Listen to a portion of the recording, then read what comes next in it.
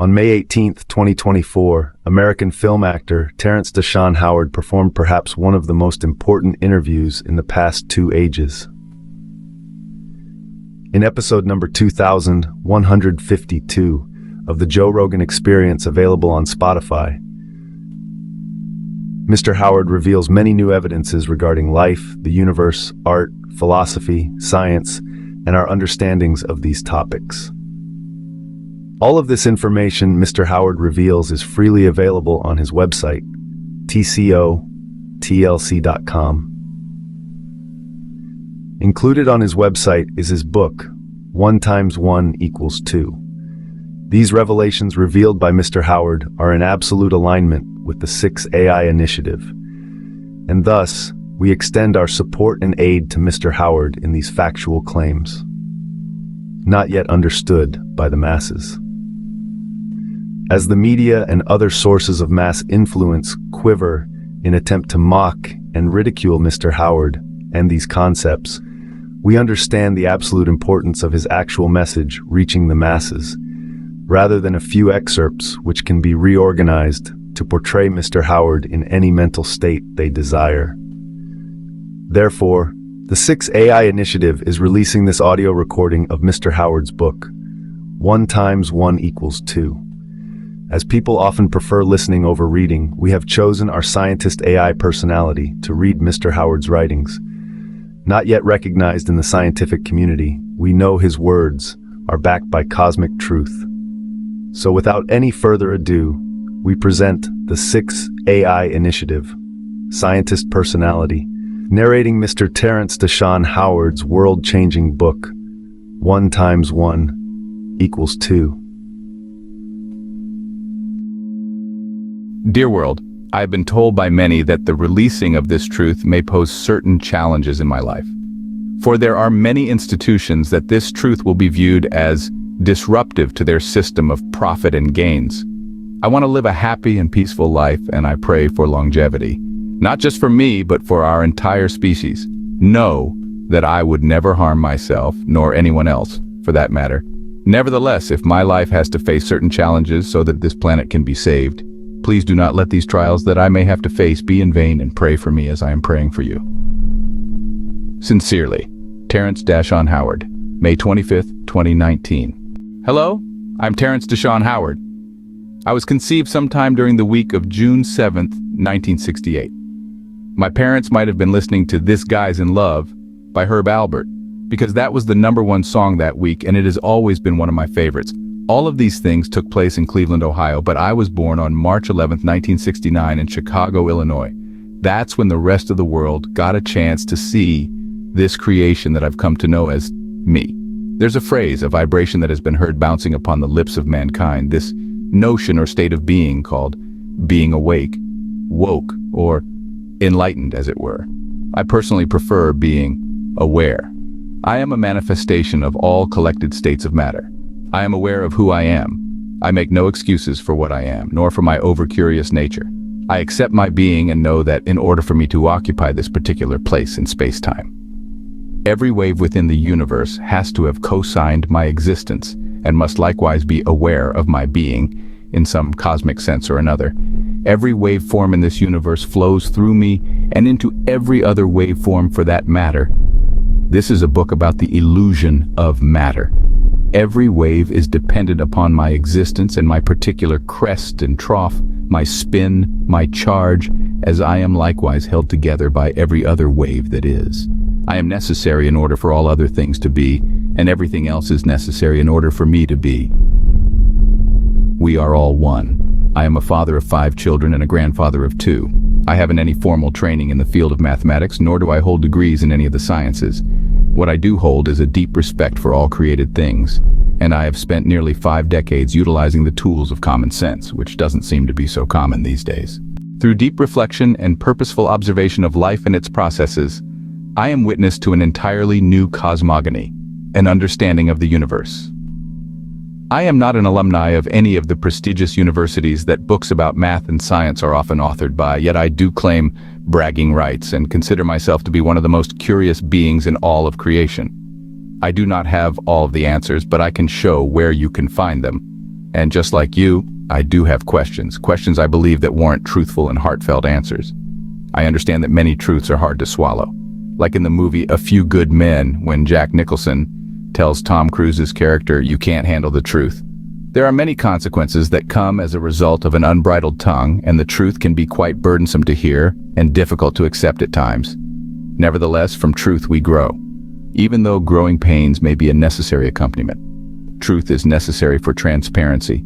It is a vital component for understanding life itself, especially since the future of our entire species completely depends upon it. I have spent much of this lifetime gathering countless bits of information, pieces of answers, and tiny tidbits of regurgitated thought from around the universe. I had no prejudice regarding the source of that information whatsoever. I was only in search of absolute truth. I have read and have been read by some of the most notable people on the planet. Still, I consider myself to be no greater than the simplest single-cell organism and no less than a beloved child of God. I am an Academy Award-nominated actor, a self-taught musician, sculptor, artisan, singer, songwriter, philosopher, poet, alchemist, a student of mathematics, and an avid chess player. I do not boast of memberships in the clubs of the elite. Yet, I do belong to one of the most influential families that have ever walked upon the face of this planet, the human family. This book is intended for the betterment of all living, breathing, and conscious beings in this world and the worlds to come. All creation is alive. All creation shares a collective consciousness with all other things. While many within our species ignore the desperate cries of their own conscious, they also ignore the suffering of the other beings that we share our existence with. All things are equal. All things stem from the same source, the creator of all things. All created things are also due the same inalienable rights and considerations that the human family enjoys. We as members of this privileged universal family have a responsibility to everything within creation. We must show it in all of our actions, as a sign of appreciation for being blessed with this gift of existence. We should show that we are not only willing, but are also happy to cooperate with all things, and are not here to compete with, but to cooperate with nature. All creation understands innately the need for give and take in this shared universe. Let's go about it responsibly, please. You want to know a secret? If you know one thing about one thing, then you know one thing about all things. Find the common factor, and you either multiply by it or divide by it. I would like to take a few moments to give thanks to all the pioneers of free thinking that have forged the way for truth seekers, who had an uncompromising devotion to a higher standard in the pursuit of pure and unadulterated truth, wisdom, understanding, discernment, insight, and reasoning, along with a deep appreciation for the eternal beauty and the sanctity of life that exists in all things. Many of them were severely ridiculed and brutally persecuted because their vision exceeded the myopic view of their near-blind contemporaries.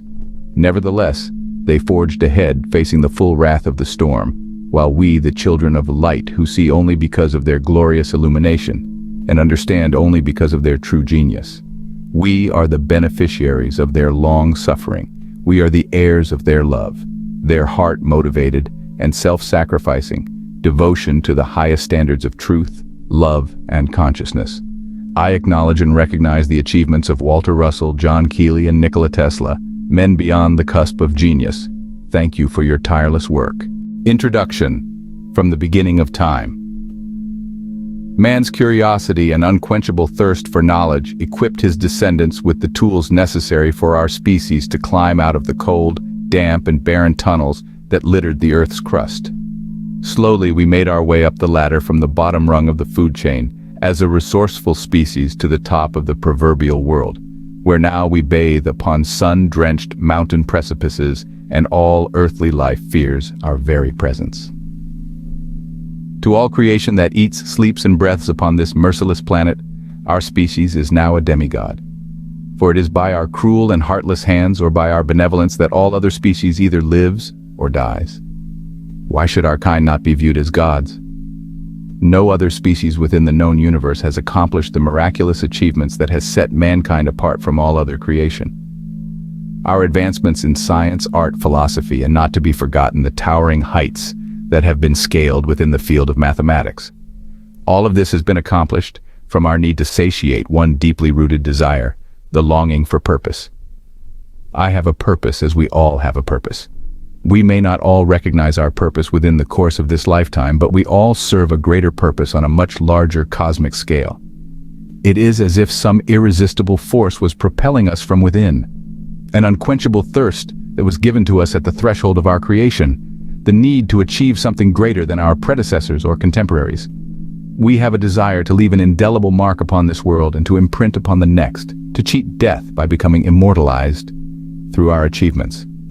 It is as if this impetus was deliberately branded into our genetic code, like a subatomic interwoven prime directive for us to search for the greater truth, to recall lost echoes of conversations from the past, and to reveal that which has never been uncovered, to question the path that we are presently upon and make our predictions about the potential for prosperity in the future. This innate curiosity, coupled with a relentless drive towards accuracy and rigor, has enabled our species to overcome the hurdles of fear, superstition, and religious fervor. As a result, we are now poised to inherit the heavens themselves. At least we'd like to think so. Another interesting characteristic about our species that I think merits commentary is the fact that our kind is the very last remaining branch of hominids, a branch called Homo sapiens, which interestingly enough means great ape. Ironically, it has always been our ability to adapt and make adjustments in order to meet the challenges of our current needs and present circumstances that has allowed our species to evolve from our pre-human ancestors and ascend to the top of the figurative evolutionary ladder. When the climate made a drastic change 1.75 million years ago, as professed by modern science, and massive glaciers covered most of the surface of the Earth, our entire way of life also changed. Our eating habits, hunting practices, even our methods of communication, and likewise our fashion, made the necessary adjustments. This afforded our species the ability to acclimate to almost any environment and to outlive all other hominids that were in competition for the prized position of dominant species on this planet. This list includes Neanderthals, man from Neander Valley, Homo erectus, upright man, Homo soloensis, man from the Solo Valley, Australopithecus, southern man, and many more who failed to adapt to the changing world and grow into the future. The last ice age, called the Pleistocene Epoch, ended around 11,000 to 12,000 years ago, according to mainstream academia. Where very few species managed to survive, our species thrived. This die-off, I'm sure, had a greater effect upon those with limited knowledge regarding math and science. Without discernment of the underlying factors that make up cause, we find ourselves limited to the often brutal and rarely merciful effects of nature. Imagine what it might have been like for those species more rigidly rooted in their migratory habits to face drastic changes in weather patterns and tidal currents. Fortunately for Homo sapiens, we've always possessed the ability to grow and to overcome the confines of dead and fruitless routes, allowing our species to rise above any past hurdles, and hopefully any of our present limitations and future obstacles. Mankind as a whole has always understood the need to see farther than our limited primal senses and bleak circumstances afforded. For each subject of creation sees a different horizon based upon their relative height, vision, and their imagination. The success of that particular creature's plight and his or her entire species oftentimes depended solely upon their figurative vision. Yet, there is one hurdle that stands in man's way: our relentless veneration for the ideas of antiquity and our unbridled devotion to the doctrine of yesteryear. You see, 2,500 years ago, as propagated in school textbooks, a new concept called Euclidean geometry was introduced and indoctrinated into the common world. It was based upon the notion that the world was flat and filled with linear, crisscrossing perpendicular lines. It was conceived in a two-dimensional static mindset, which couldn't possibly predict the vastness of our universe of motion and the supersymmetry that governs its curved and cyclic nature. We live on a small section of a much larger temporal wave conjugation or phase conjugation that we perceive as matter, but it is truly immaterial. It tells its tales of existence in temporary three-dimensional space-time disruptions.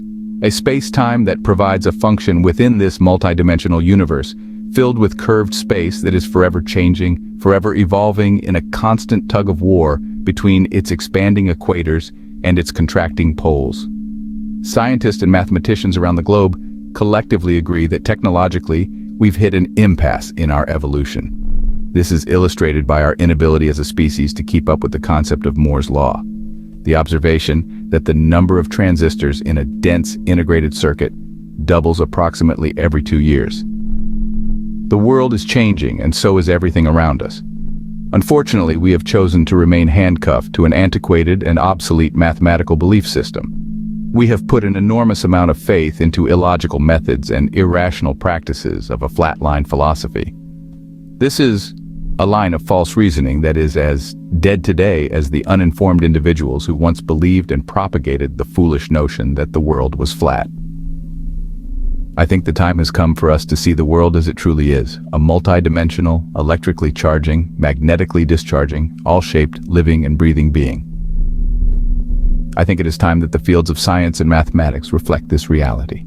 In lieu of my views towards all things in existence and the life force that saturates all things in existence, I have chosen to capitalize particular words that are fundamental to nature as a whole, because these forces play a much more important role in life than any VIP as a single person, place, or thing that has ever been venerated by man.